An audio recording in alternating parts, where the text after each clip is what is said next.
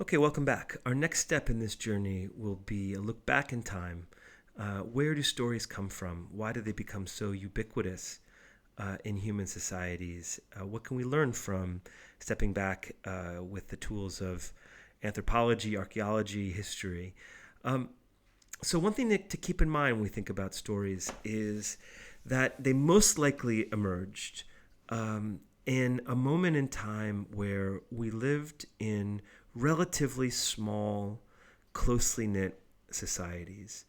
Um, Humans have uh, had the same size brain and anatomy for around 300,000 years. And for 290,000 of those years, that is until the rise of agriculture about 10,000 years ago, we lived in um, very small groups of 20 to 150 people. And our species was not the strongest or the largest or the fastest or the fiercest.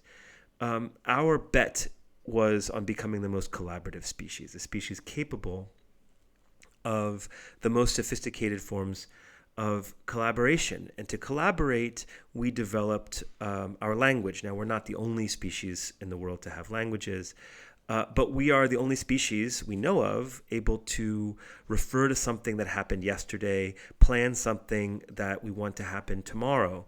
And that ability to refer to the past and the future in abstract language and to create fictional things that don't exist, like a plan or like a nation or a tribe. These are qualities of human language that we think, based on what we know today, are special.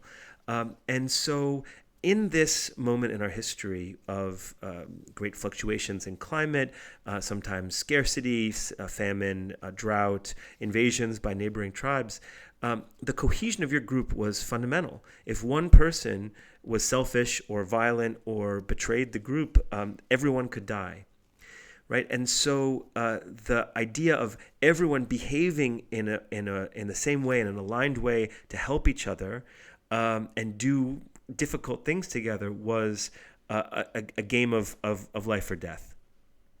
So imagine that you are a member of a human society from 100,000 years ago, and you confront a novel problem. One of the things that we do with our big brains is we are constantly confronting novel, unusual situations. So maybe we discover a hidden source of water, and then we have a choice. Do we share that information with the community or do we keep it for ourselves?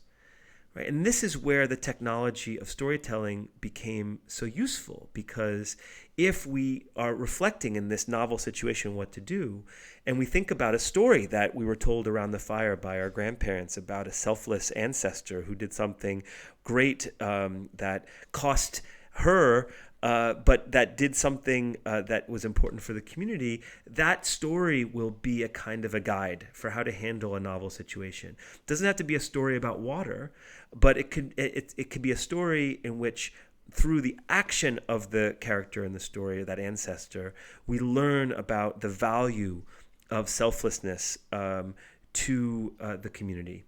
And so the goal of the story then is to be a kind of a technology, a kind of an algorithm for dealing with uncertainty. Not an if X happens, do Y, but rather if you're in this kind of situation where you're choosing between selfishness and sharing with others, here is what the community will value. And then the community creates a series of pressures to see that these values are respected. And this is no different from the kind of situations we confront as advocates and organizers. If there's an unexpected kind of backlash or a scandal that gets in the way of a policy we're supporting, and then we are also faced with new choices all the time. Do we give up a campaign? Do we keep pushing? And what do we think about in those moments? We think about people from the past, right? What would Harriet Tubman have done? What would Benjamin Franklin have done? What would what would Saul Alinsky or Marshall Gans have done? And by listening to these stories in our own minds, we can hopefully take decisions that might be difficult, but that will be more likely to benefit the community in the long term. So this is one way of thinking about the value of stories as guides in moments of uncertainty in our lives. And so the body of stories that come together in a community form what anthropologists call moral communities, meaning not just communities of kinship and family genetic ties, but communities that share a common sense of right and wrong. And this study in 2019 by Curry and his team revealed that it was an ethnographic study of over 60 different cultures from around the world, and they studied the kind of the mythologies and folklores, and they found a surprising level of convergence, that there were these 7 values that emerged from stories, whether you were in Peru or China or Malaysia or Canada, about that the stories tended to have these same common lessons about helping those in need, being courageous in a crisis, being loyal to the group, respecting authority, serving your family, never stealing, always being honest. And this was a study done in 2019, but you can see in these values the exact same values that you would need if you were in a group of 20 humans that you were trying to survive the winter or survive a difficult time. These are the ones that you would want, and these are still the ones that we tell stories about today.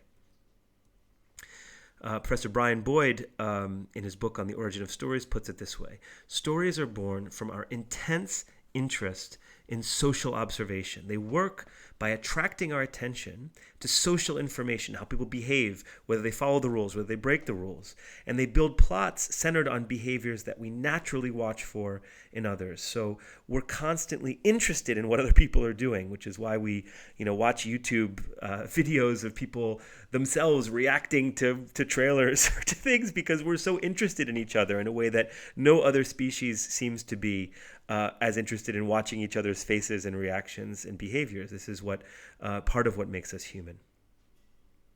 So let's look at one of these old stories to try to get some clues about what makes a good story, what makes a story that will last through the centuries and stand the test of time. For 40 days, the giant had roared his challenge to the king's army. "Send me your best warrior. If I win, your people will become our slaves. If he wins, we will be yours." The king's soldiers were too afraid to fight. A young shepherd was sent from the countryside with food for his brothers, soldiers in the king's army.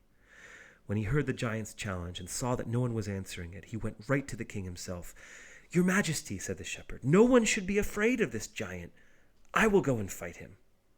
"No," answered the king, "how could you fight him? You're just a boy, and he has been a soldier all his life."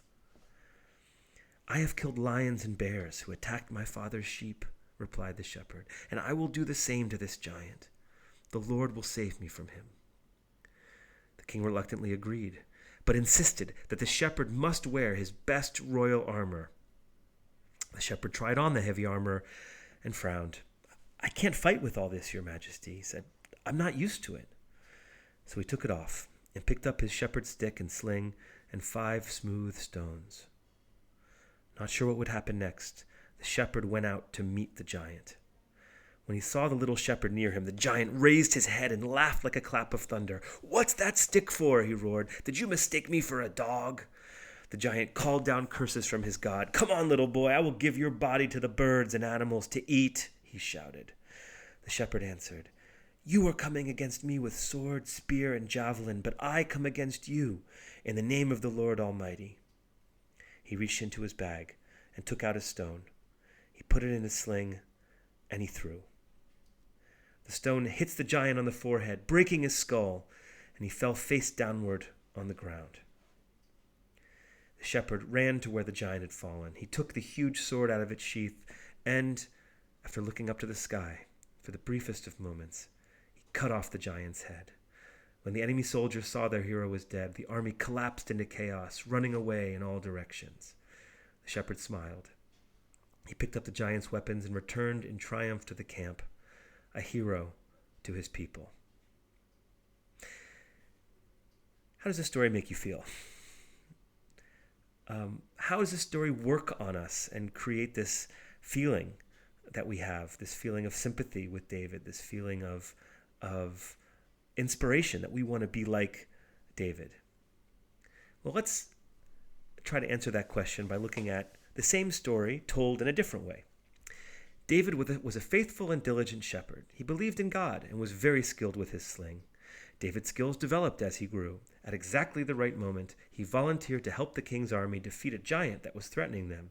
He hit the giant with a stone and killed him. That day, David proved not only that he was a good shepherd, but also a good soldier for his people. Just as good, right? I mean, it's the same story, same information, but even more concise. So I gave you all the information you needed, but even in a shorter time. So why is it that you're not as inspired? Well, I think there's a clue here on what makes a good story. The kind of typical bad corporate storytelling that you hear all the time is about positivity. You know, David's good, he gets even better, we win, right? And this might make the storyteller feel good about him or herself, but it's not inspiring. It doesn't get people off their seats to take action, right? Good stories are like the first version of the David and Goliath story.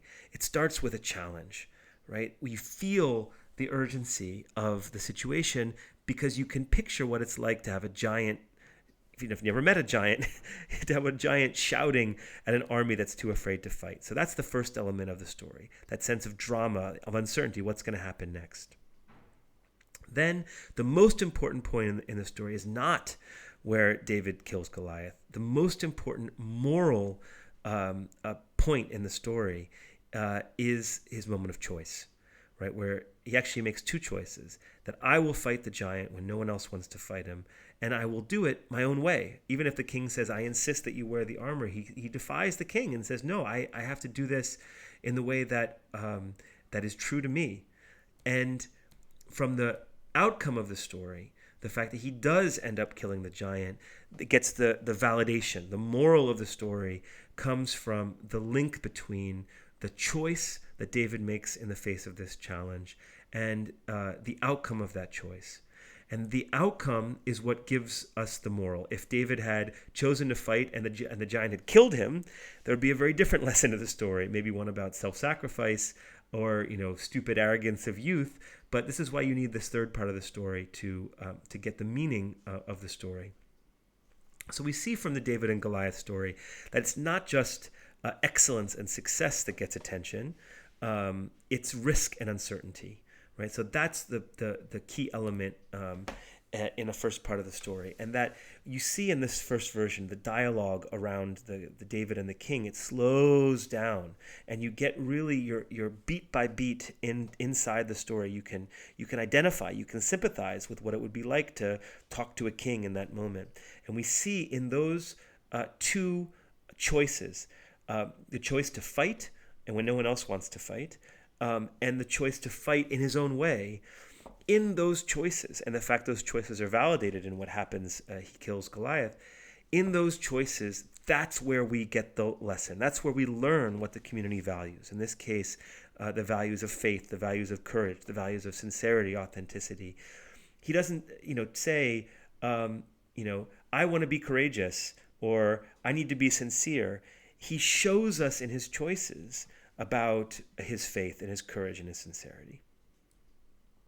And this is the kind of story we think it was probably told for the first time 28, 29, 30 centuries ago, and has been told and retold because every generation has a slightly different version, whether it's in the Renaissance paintings of Guido Reni or in the Hollywood portrayals of King David. Each generation finds a new version of the story, sometimes putting greater emphasis on courage or faith, other times on the innocence of youth and its ability to conquer, the corrupt and violent invader.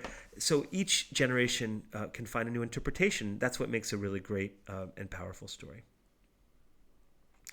And so what I want to share is that an anthropological look at storytelling shows us this three-part structure. That stories begin with challenges and risks. They center upon moments of choice, and not just strategic choice about what to do, but choice that's guided by some kind of moral value. And the resolution of the story is what allows that moral value to be validated and affirmed.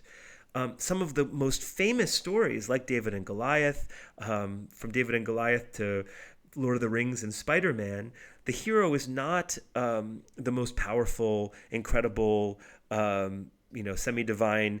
The hero is someone who is flawed, who is vulnerable, and yet who makes a difficult choice to stand up and confront a challenge, and who is transformed in that process. We want to see positive actions like courage and faith and generosity rewarded. And we want to see those in the story who are abusing those values punished. Now, does every story follow that formula? No. But the ones that are most intuitively satisfying to us reward the positive behaviors and show the negative behaviors punished. And according to one study, societies, cultures that practice more of this storytelling in which these moral values are transmitted and are more actively engaged in storytelling show more pro-social behaviors. This is one study that suggests a positive link between storytelling and pro-social behavior. So in our next video, we're going to look from another scientific perspective, that of cognitive science and neuroscience, on to what makes a story inspiring.